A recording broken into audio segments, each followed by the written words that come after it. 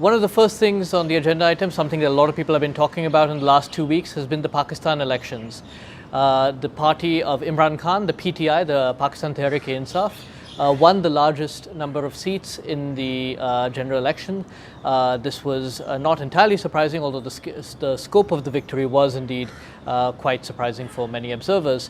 The opposition has alleged some election interference, but what we do know is that there has been a narrowing, there was a narrowing of the polls starting from about mid-May over the last 2 months before the elections, and we saw the PTI picking up vote share, and the previous government of the party of former Prime Minister Nawaz Sharif, the PMLN, losing vote share relatively speaking.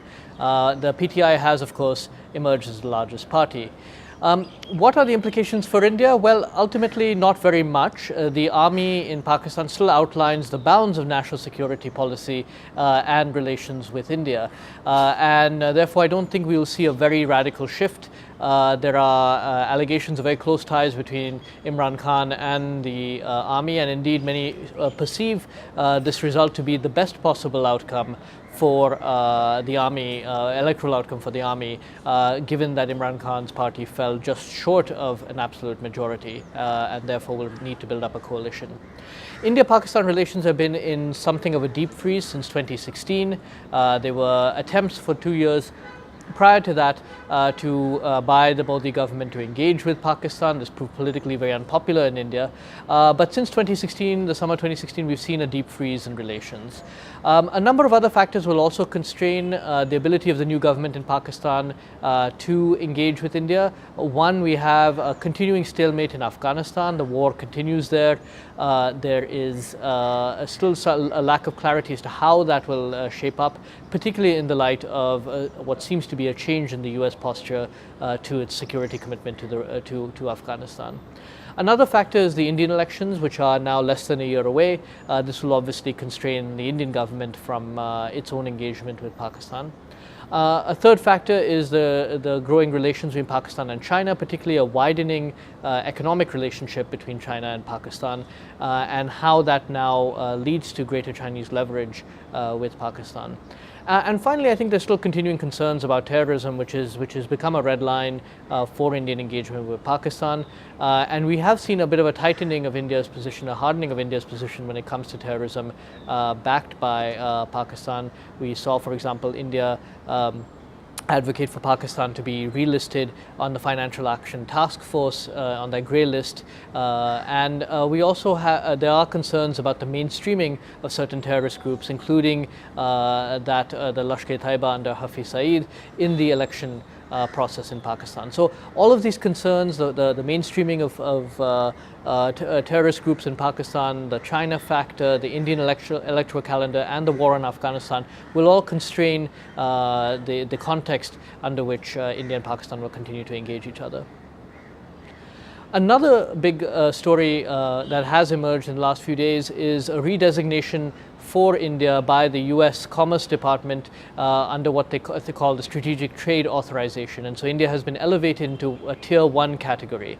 Now, in practice, what this means is that this is a category of countries, 36 countries currently, mostly NATO allies and a few others, for whom an automatic license is not needed to do certain kinds of military and dual-use technology exports to that country. So India now falls into this rare category of very close US partners and allies. It was previously in a slightly lower category that included countries like Taiwan and Israel and others.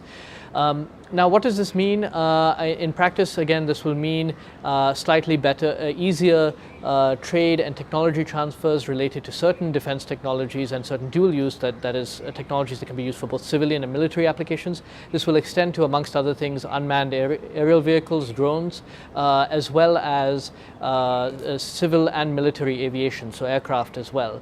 And so this will obviously be a welcome sign for those sectors. Is this a game changer? Not yet. India still needs to do quite a lot to take advantage of these diminishing technology denials, including by the United States. And this will mean, in some ways, creating great incentives for investment in these sectors, improving security of that technology once it is transferred to India, and also integration into global supply chains.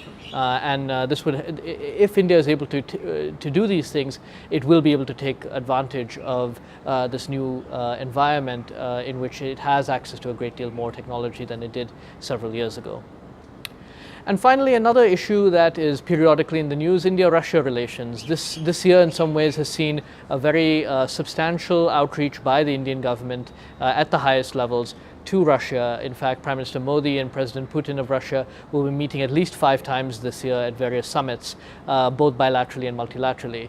The high point, in some ways, was an informal summit that took place in Sochi a few months ago. So what does this mean for India-Russia relations? This has been a relationship that has seen its ups and downs. India's relations with the Soviet Union were its closest, particularly after 1971, and even by as late as the early 90s, the Soviet Union was India's largest trade partner. You had a very strong people-to-people contacts, a lot of Indian students going to the former Soviet Union. But since then, it has become a much more one-dimensional relationship. Just a few years ago, as much as 70% of India's defense imports by value came from Russia alone. After 2014, when international sanctions were applied against Russia, this dropped significantly. It now is about 50 to 60% based on the year. That being said, despite this increasingly one-dimensional relationship, there are many reasons for why India needs to continue to engage Russia and why the government feels it's very important to engage Russia. One, the Indian military still remains very dependent on Russian military spares for equipment that it already has acquired, including frontline fighter combat aircraft, including a number of naval platforms and army equipment as well.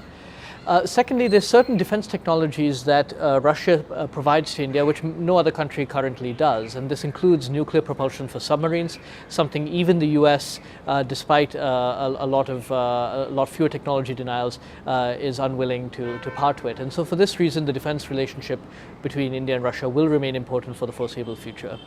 There's also a great deal of multilateral cooperation. India and Russia are both members of BRICS. They're both members of the Shanghai Cooperation Organization. Russia also wields a veto at the UN Security Council, which India has found very important at points of time. And so multilateral cooperation still is quite significant. And finally, there are growing concerns that Russia has started to diversify its relations away a little bit. And particularly after 2014, after the annexation of Crimea, which led to sanctions against Russia by Europe and the United States, that we've seen a much closer Russia-China relationship emerge. And so there are deep concerns in India about that and what that means for the technological balance between India and China. Russia has also at times indicated that it would restart selling arms to Pakistan, and this has also elicited a great deal of concern in India.